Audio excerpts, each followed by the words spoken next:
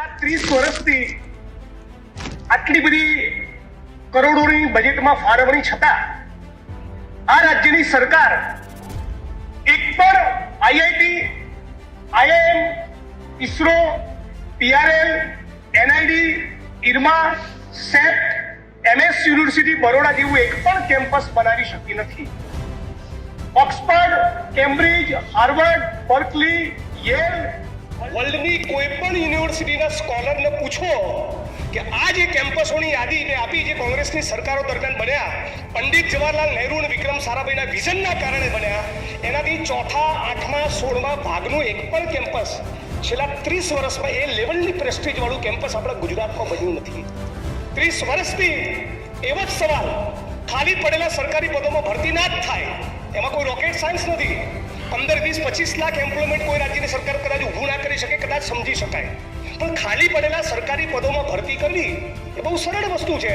ધારો કે 3 લાખ હાઇપોથેટિકલી 3 લાખ ખાલી પડેલા સરકારી પદો હોય તો 2025માં, 26માં, 27માં દર વર્ષે 1 લાખનું તમે આયોજન કરીને ભરતી કરો. ખાલી પડેલા સરકારી પદોમાં ભરતી નહીં કરવાનું કારણ શું છે? આ રાજ્યોના બેરોજગાર યુવાનોનો સવાલ થઈ રહ્યો છે. જે યુવાનો આજે પરદેશમાં કબૂતરબાજીમાં જાય છે, પાછા આવે છે, રાજ્યની સરકાર એમને વેલકમ કરીને કોલ લેટર આપી દે ને કે તરત તમને 7મા પગાર પંત્રના લાભ સાથે લઈ લઈએ છીએ. કેમ આપણે એમ્પ્લોયમેન્ટના સવાલનું છેલ્લા 30 વર્ષથી આ ગુજરાતમાં સમાધાન નથી કરી શકતા? 30 વર્ષથી જે સવાલનું સમાધાન ગુજરાતમાં નથી થઈ રહ્યું એવો બહુ એક વિકરાળ પ્રશ્ન છે, કુપોષણનો છે. માનનીય અધ્યક્ષશ્રી, કોઈ પણ બાળકનું હ્યુમન બ્રેન, મસ્તિષ્ક, એનું મગજ એ 4, 4.5 વર્ષ પછી ગ્રો થતું નથી, અર્થાત કે એનો વિકાસ અટકી જાય છે. અને એ બાળક પછી જ્યારે સ્પર્ધાની લાઈનમાં ઊભું હોય ત્યારે પૈસાદાર શ્રીમંત વર્ગમાંથી આવતું બાળક એણે ગોવાનો સ્પેલિંગ લખવાનો અને આ કુપોષિત બાળકે ચેકોસ્લોવાકિયાનો સ્પેલિંગ લખવાનો. આવી સ્પર્ધાના મેદાનમાં આપણે મૂકીએ છીએ. અને આ બાળકો કોણ છે? આ દેવી પૂજક સમાજનું બાળક છે, આ માલધારી સમાજનું બાળક છે, આ કોળી પટેલનું બાળક છે, આ ઠાકોર સમાજનું બાળક છે, આ મુસ્લિમ સમાજનું બાળક છે, આ દલિત સમાજનું બાળક છે, આ આદિવાસી સમાજનું બાળક છે, આ ડીએમટી સમાજનું બાળક છે. શા માટે રાજ્યની સરકારે ડેડિકેટેડ ફંડ એલોટ કરીને ફાઇનલી આ 30 વર્ષે હવે આપણા ગુજરાતમાં એક પણ બાળક કુપોષિત નહીં રહે આવી ગેરંટી કેમ નથી આપતું? રાજ્ય સરકાર સમક્ષ ફરી એકવાર આંકડા રજૂ કરવા માંગુ છું. નેશનલ એવરેજ સ્ટન્ટિંગની બાળકની હાઈટ ના વધે એ રાષ્ટ્રીય સ્તરની એવરેજ 36% સામે ગુજરાતમાં 39% છે. બાળકને દુબળાપણામાં રાષ્ટ્રીય એવરેજ 19%ની સામે ગુજરાતમાં 25% છે. અંડરવેટ 32% દેશમાં, ગુજરાતમાં 100માંથી 40. એટલે નરેન્દ્રભાઈ જ્યારે ગુજરાતના મુખ્યમંત્રી હતા ત્યારે 100માંથી 40 બાળકો ગુજરાતમાં કુપોષિત. ભૂપેન્દ્રભાઈ ગુજરાતના મુખ્યમંત્રી છે ત્યારે ગુજરાતમાં 100માંથી 40 બાળકો કુપોષિત. એનેમિયામાં બહેનોમાં નેશનલ એવરેજ 57% અને 65% ગુજરાતની બહેનો એનેમિક બાળકોમાં નેશનલ એવરેજ 67% અને ગુજરાતની અંદર 80%. ત્યારે સવાલ થાય, 156 ધારાસભ્યોની કેપેસિટી વાળી આ સરકાર ચૂંટાઈ, ગુજરાતમાં 40,000 જેટલી ઇન્ડસ્ટ્રીયલ ગ્રુપ્સ રજીસ્ટર થયા. મોટા મોટા બિઝનેસ ટાઇકૂન્સ, ઇન્ડસ્ટ્રીયલ ગ્રુપ્સ, કેપિટાલિસ્ટો, પૂંજીપતિઓ, આ બધાની પૂંજી, આટલું 3,70,000 કરોડનું બજેટ, છેલ્લા 30 વર્ષનું બજેટ, આવડી મોટી સરકાર અને ગુજરાતમાં 3 ડેરીઓ, આણંદની અમૂલ ડેરી, દૂધસાગર ડેરી, આ બધી ડેરીઓ છતાં ગુજરાતમાં 100માંથી 40 બાળકો કુપોષિત એટલા માટે છે કે રાજ્ય સરકારનું એની ઉપર કોઈ ફોકસ નથી.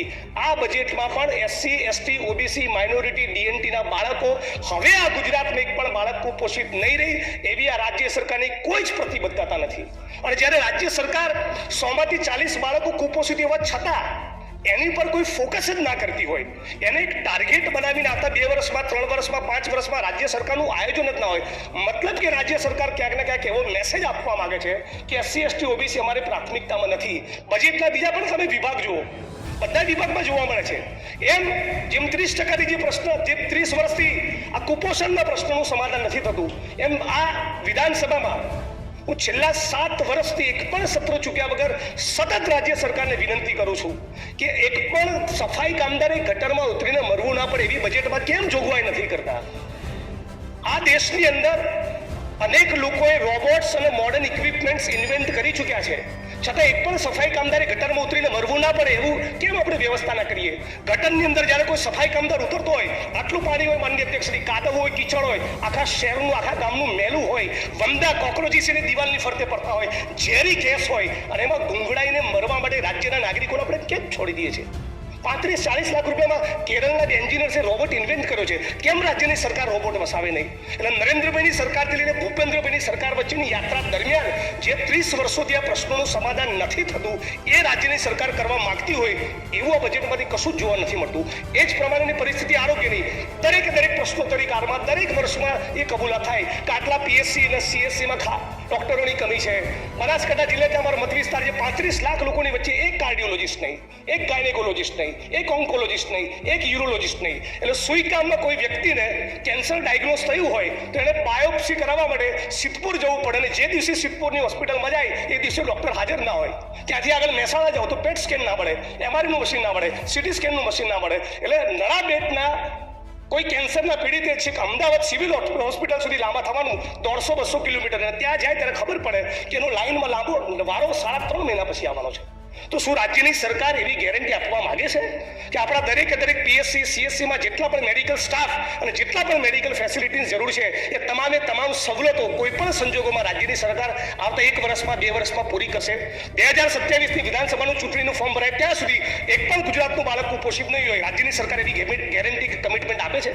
એક પણ સફાઈ કામદારે ગટરમાં ઉતરીને મરવું નહીં પડે એવી કોઈ પ્રતિબદ્ધ રાજ્યની સરકાર છે? એક પણ પીએસસી સીએસસીની અંદર મેડિકલ ફેસિલિટીઝ ને medical staff Indian public health સ્ટાન્ડર્ડના નોર્મ્સ પ્રમાણેના બાકી નહીં રહે એવું રાજ્ય સરકાર સુનિશ્ચિત કરવા માંગે છે? રાજ્ય સરકાર સુનિશ્ચિત કરવા માંગે છે બજેટની અંદર કે એક પણ વિદ્યાર્થીએ હવે મેક્સિકોની બોર્ડર પર જવું નહીં પડે?